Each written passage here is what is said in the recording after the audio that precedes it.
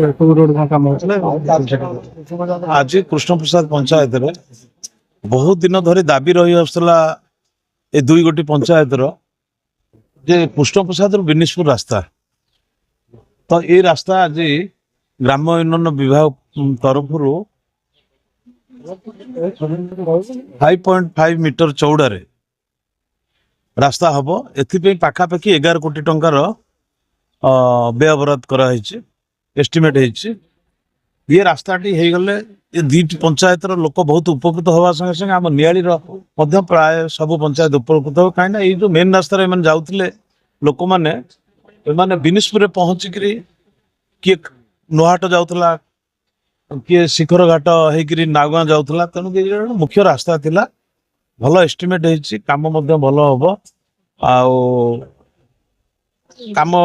निर्धारित समय आम सरीगले आशा रखुचु तेणु आज दीर्घ दिन जो दाबी थी लोक पूर्ण हो बर्तमान विश्व प्रहार आरंभ हो चलना पूर्व विजेडी समय जो टांकी गुड़ा होता प्राय समय कम कर लोक मैंने आगामी दिन में पानी समस्या हम ये दिगरे आप दृष्टिगोचर कर कौन पदक्षेप ना पानी समस्या जो पंचायत रु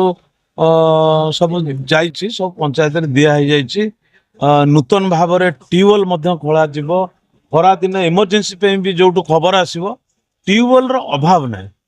ट्यूबवेल जो नियम अच्छी 200 मीटर भितर रहा से 200 मीटर पर पानी ट्यूबवेल एवं जो ट्यूबवेल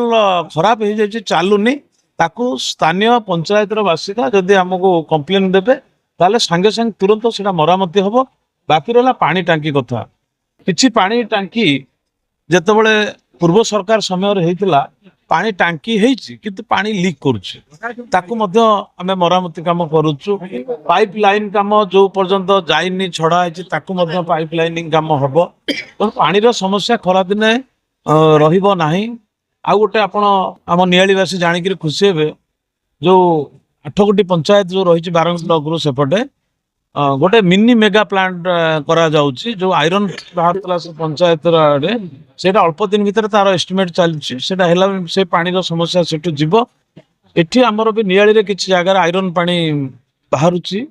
तो से गोटे मेसीन आयोजन कराई से मेसीन लगे आयरन पानी की संपूर्ण भाव में जमी न आसो से व्यवस्था करा जो काम सब विगत दिन में खराब हो जाए जो टांकी खराब होती पानी पाइप लाइन ठीक रे जाइनी फाटी जाउची ये सब जिनसर काम करने टिके समय सापेक्ष रोचे किंतु काम ऑलरेडी चललानी आ सेथिपई मध्य जदि पानी टांकी रू पानी लोकों पाखरे न पहुंची जाउची ताहले तुरंत युद्धकालीन भितर ट्यूबवेल दिया जिवो जेंति पानी रो समस्या रहिबो नाही।